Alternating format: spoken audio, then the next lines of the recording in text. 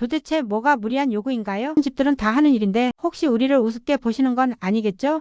지나치다고요? 이게 지나친 요구라고 생각하세요? 다른 집은 이것보다 더 해주던데 우리가 뭘 그렇게 과하게 요구했나요? 안녕하세요. 저는 김대식이라고 합니다. 68살이고 교장 선생님으로 정년퇴 임한 지 5년 됐습니다. 평생 남에게 속마음을 털어놓고 산 적이 없는데 요즘 너무 답답해서 이렇게 사연을 보냅니다. 제 아들 준호가 32살인데 대기업에서 과장으로 일하고 있습니다. 제가 혼자 키웠거든요. 아내는 준호가 고등학교 2학년 때 먼저 세상을 떠나서 그때부터 정말 혼신을 다해 키웠습니다. 공부도 잘 시키고 예의범절도 가르치고 사회에서 떳떳하게 살아갈 수 있도록 말이죠. 지금도 그 애가 얼마나 듬직하고 자랑스러운지 모릅니다. 그런 아들이 이제 장가를 간다 하여 지난주에 상견례를 했습니다. 처음엔 저도 기대를 많이 했어요. 예비 며느리 지영이는 준호와 같은 회사 다니는 아이였고 나이도 비슷하고 준호가 정말 좋아해서 결혼하고 싶다고 했습니다. 그래서 저와 아들은 나란히 정장도 새로 맞춰 입고 호텔 식당도 미리 예약해 두었습니다. 그런데 사실 첫인상부터 좀 당황스러웠습니다. 약속 시간이 오후 1시였는데 상대방 가족이 20분이나 늦게 오셨어요. 저와 준호는 10분 일찍 도착해서 기다리고 있었는데 처음엔 차가 막히면 그럴 수도 있지 했어요. 그런데 오셔서도 죄송합니다라는 말씀 한마디 없이 그냥 앉으시더라고요. 저는 평생 약속 시간은 꼭 지키고 살아왔고 늦으면 반드시 사과부터 하는 게 기본 예의라고 생각하는데 첫 만남에서부터 좀 어색했습니다. 그리고 복장도 저와 준호는 정장을 단정하게 차려입고 갔거든요. 상견례라는 자리에 격에 맞춰서요. 그런데 상대방 부모님께서는 어떻게 표현해야 할까요? 지영이 어머니는 너무 화려한 원피스에 큰 액세서리를 하시고 아버지도 캐주얼한 차림으로 오셨어요. 모두가 격식을 차린 호텔 식당에서 다른 손님들이 쳐다볼 정도로 좀 눈에 띄는 차림이셨습니다. 더 놀란 건 지영이 어머니께서 앉자마자 하신 말씀이었어요. 어머, 여기가 상견례 장소예요? 좀 촌스럽네요. 우리 집 근처에 더 좋은 호텔도 많은데 이런 식으로 말씀하시는 거예요. 저는 나름대로 품격 있는 곳으로 골라서 예약을 한 건데 처음부터 불만을 표시하시니까 당황스럽더라고요. 저는 40년 넘게 교육계에서 일하면서 항상 예의와 격식을 중요하게 생각하며 살아왔어요. 학생들에게도 학부모들에게도 동료들에게도 언제나 정중하게 대했고 그렇게 사는 게 사람의 도리라고 생각해 왔습니다. 그런데 이렇게 첫 만남에서부터 솔직히 말씀드리면 좀 충격적이었어요.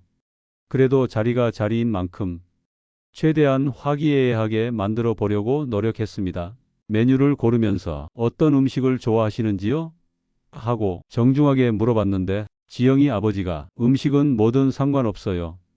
다만 우리는 격식보다는 실속을 중시하는 편이라서 이런 식으로 말씀하시는 거예요. 마치 저희가 형식만 중시하고 실속은 없다는 식으로 들렸어요. 그래도 참고 대화를 계속 이어가려고 했습니다. 아이들 이야기를 하면서 분위기를 풀어보려고 했어요. 준호가 어릴 때부터 참 착하고 성실했어요. 혼자 키우느라 힘들었지만 저에게 한 번도 말썽을 피운 적이 없거든요. 이렇게 말했더니 지영이 어머니가 그러셨어요? 우리 지영이는 오히려 아주 당당하고 활발해서 때로는 걱정될 정도예요. 요즘 여자들은 다 그렇잖아요? 라고 하시더라고요. 뭔가 미묘한 견제 같은 느낌이 들었어요. 마치 저희 준호가 너무 순종적이고 지영이는 주도적이라는 식으로 말씀하시는 것 같아서 물론 제가 너무 예민하게 받아들인 걸 수도 있지만 계속 이런 식으로 말씀하시니까 마음이 불편하더라고요. 그러다가 본격적으로 결혼 이야기로 들어갔습니다. 결혼식 규모에 대해서 이야기가 나왔는데 저는 너무 큰 결혼식은 부담스러우니까 가족과 친지들 중심으로 소박하게 하는 게 어떨까요?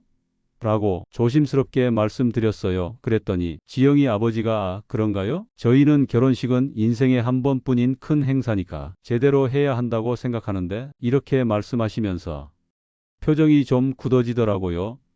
저는 당황해서 그런 게 아니라 요즘 하객분들도 부담스러워 하시는 경우가 많아서 이렇게 설명하려고 했는데 지영이 아버지가 그런 건 하객들이 알아서 할 문제지 신랑 신부가 걱정할 일은 아니죠.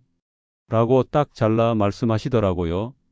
그 순간 준호가 아버지, 저희도 하객 수는 좀 조절하는 게 좋을 것 같아요 라고 중재하려고 했는데 지영이가 오빠는 왜 그래? 우리 결혼식인데 우리가 원하는 대로 하면 안 돼? 라고 말하더라고요. 부모 앞에서 쏘아붙이는 지영이의 모습에 움찔 놀랐습니다. 그리고 예식장 이야기로 넘어갔는데 지영이 어머니가 저희가 알아본 곳이 있어요. 남산호텔 그랜드 볼룸이요. 거기가 정말 예쁘고 격조 있더라고요 라고 말씀하시는 거예요.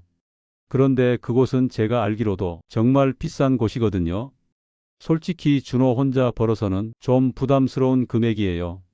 저는 그곳도 좋지만 다른 곳도 한번 알아보시는 게 어떨까요? 요즘은 아담하면서도 품격 있는 곳들이 많아서 라고 조심스럽게 말씀드렸는데 지영이 아버지가 혹시 비용 때문에 그러시는 건가요? 라고 직설적으로 물어보시더라고요. 그 말에 저도 좀 당황했어요.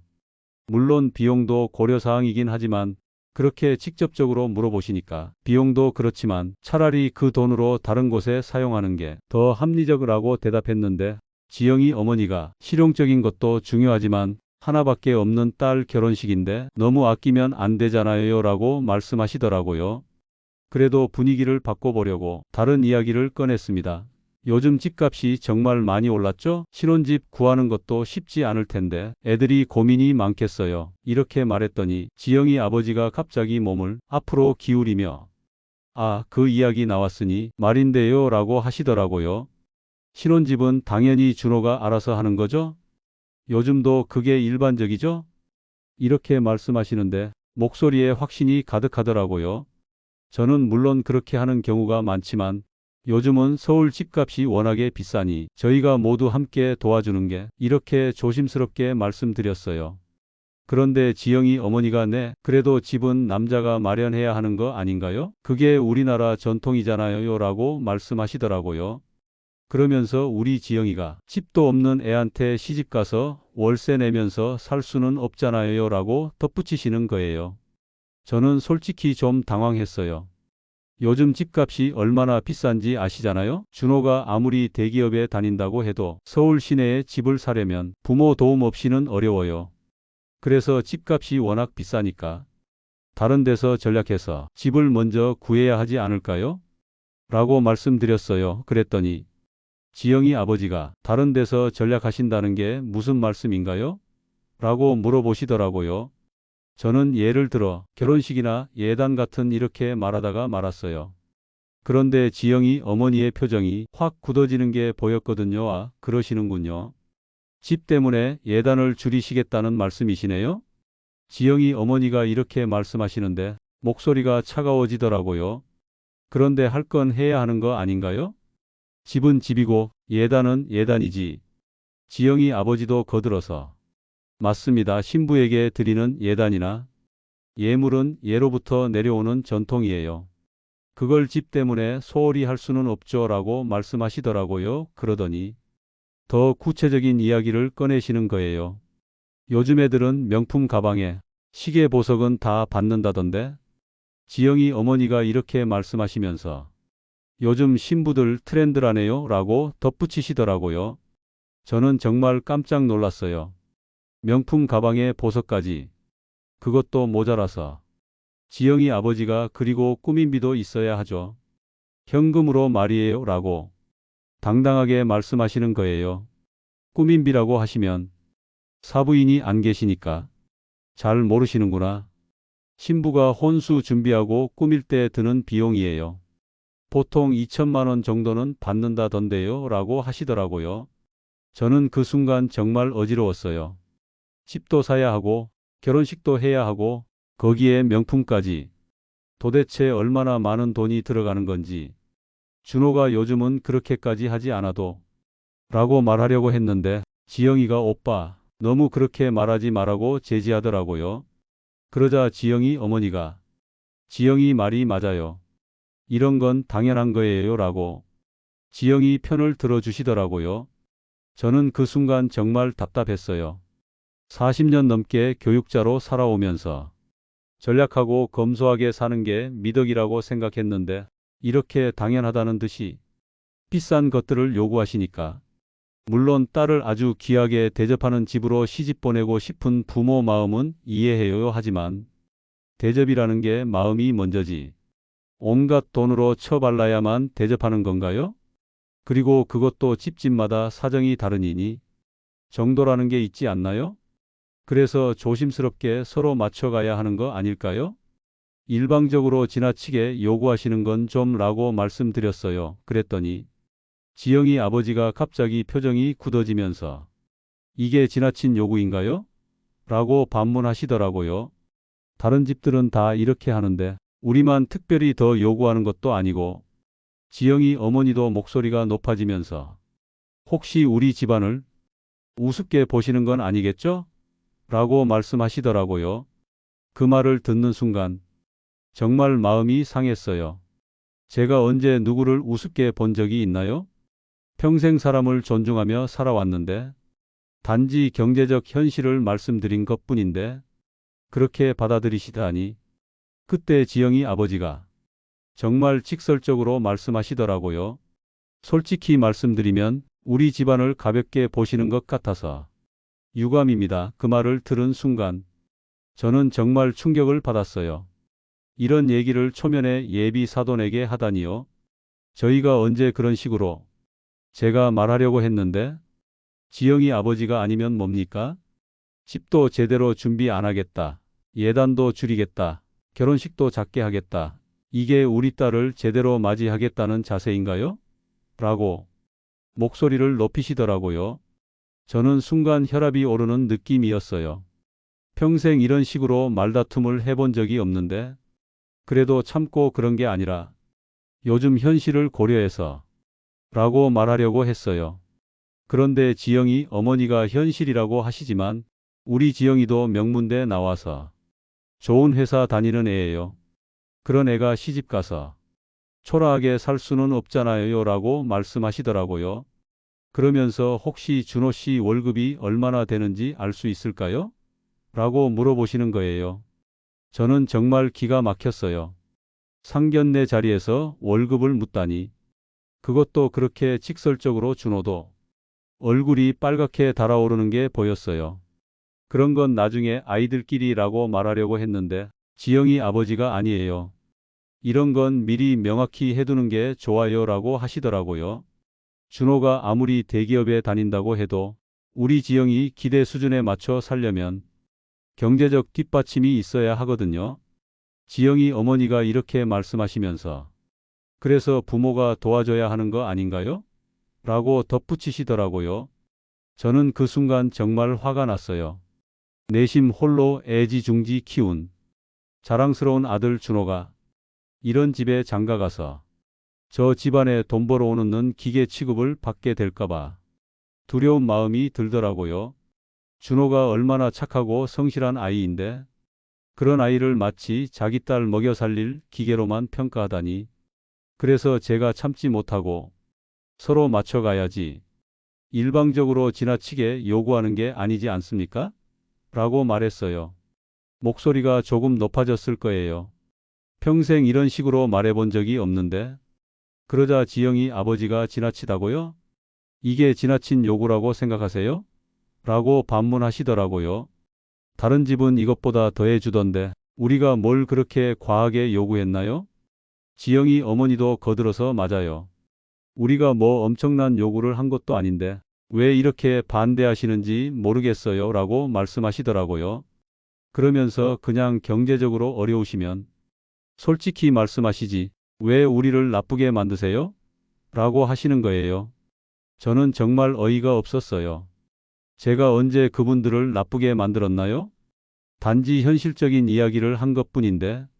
그리고 대화는 점점 더 예민한 방향으로 흘러갔어요.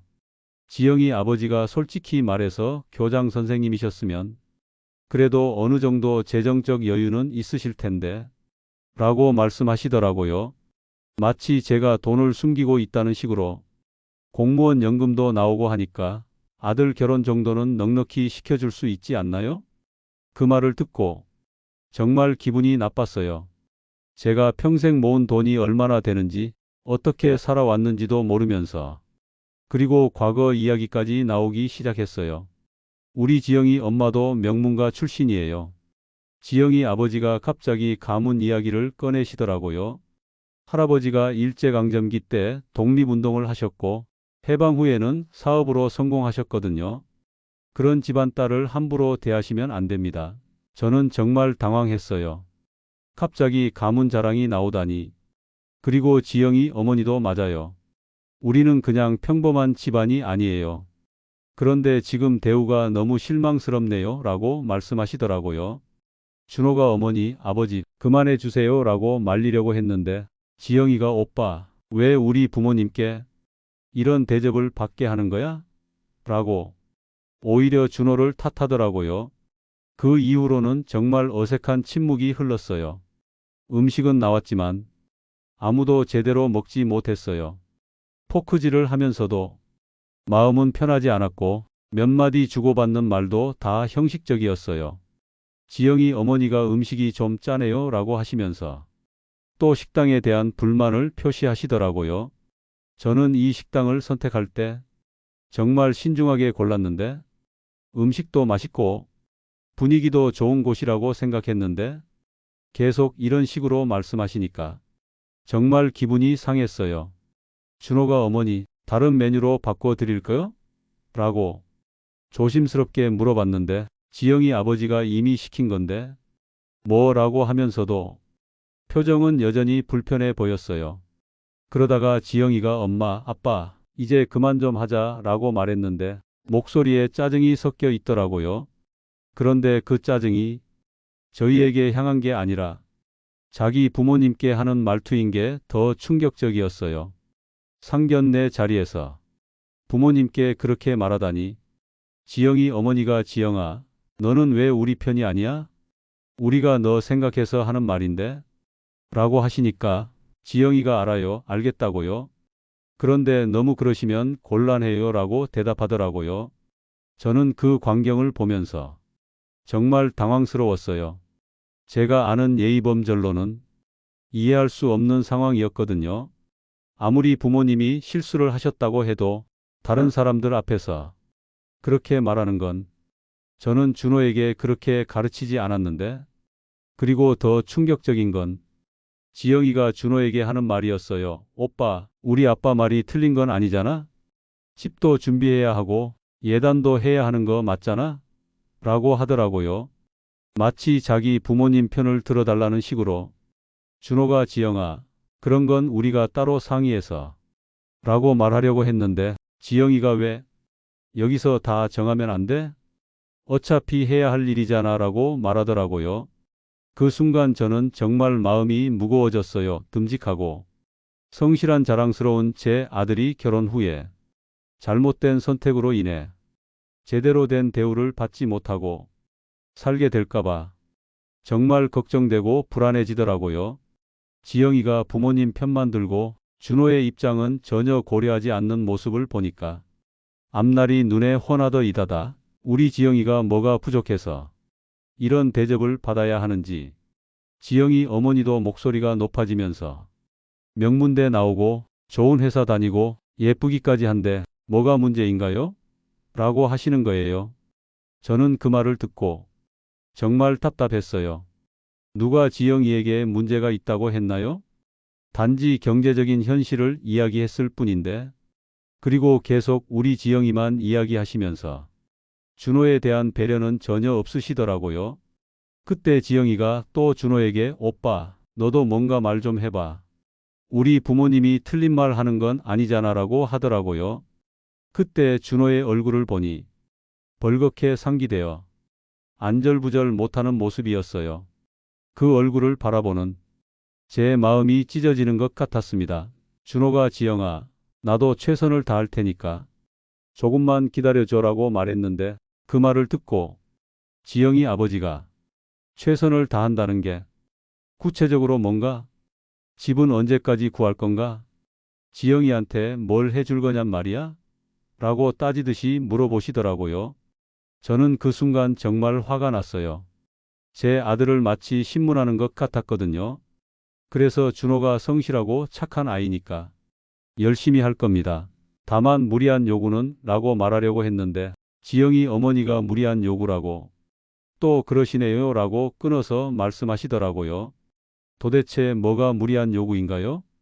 다른 집들은 다 하는 일인데 그러면서 혹시 우리를 우습게 보시는 건 아니겠죠? 라고 다시 그 말을 하시더라고요. 그렇게 불편한 분위기 속에서 식사가 끝났어요. 디저트가 나왔지만 아무도 제대로 손을 대지 않았어요. 커피 한 모금 마시는 것도 어색할 정도였습니다. 지영이 아버지가 시계를 보시면서 시간이 좀 늦었네요 라고 하시더라고요. 그러면서 오늘 이야기는 여기까지 하고 나중에 아이들끼리 잘 상의해서 연락 주세요 라고 말씀하시는데 목소리가 차갑더라고요. 저는 그래도 예의를 지켜야 한다고 생각해서 오늘 귀한 시간 내주셔서 감사합니다라고 인사를 드렸어요. 그런데 지영이 어머니가 네, 수고하셨습니다라고만 하시고는 가방을 들고 일어나시더라고요. 화기애애한 인사는 사라지고 정말 형식적인 마무리였어요. 지영이가 준호에게 연락할게라고 말하는데 그 말투도 뭔가 차가웠어요. 예전에 준호가 지영이 이야기를 할 때는 그렇게 다정했다고 했는데 오늘은 완전히 다른 사람 같더라고요. 엘리베이터 문이 닫히고 나서 저와 준호는 한동안 말이 없었어요. 준호의 표정이 정말 어두웠거든요. 평소에 밝고 씩씩한 아이인데 그날은 완전히 기가 죽어 있더라고요. 차에 타서도 한참 동안 아무 말이 없었어요. 저는 뭐라고 말해야 할지 몰랐고 준호도 깊은 생각에 잠겨 있는 것 같았어요. 그러다가 준호가 먼저 입을 열었어요. 아버지, 죄송해요. 준호가 이렇게 말하는 거예요. 제가 지영이 부모님에 대해서 미리 말씀드렸어야 했는데 목소리가 풀이 죽어 있더라고요. 저는 마음이 아팠어요. 제 아들이 왜 죄송하다고 하나요? 잘못한 게 뭐가 있어요? 준호야, 내가 죄송할 일은 없어.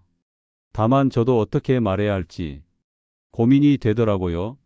솔직하게 말해야 할지 아니면 아들의 마음을 생각해서 애둘러 말해야 할지 망설여졌어요. 그런데 준호가 저도 오늘 좀 당황스러웠어요 라고 먼저 말하더라고요. 지영이가 평소와 좀 달랐어요. 그리고 지영이 부모님도 제가 알던 분들과는 좀 다르게 느껴졌어요. 저는 그 말을 듣고 조금 안심이 되었어요.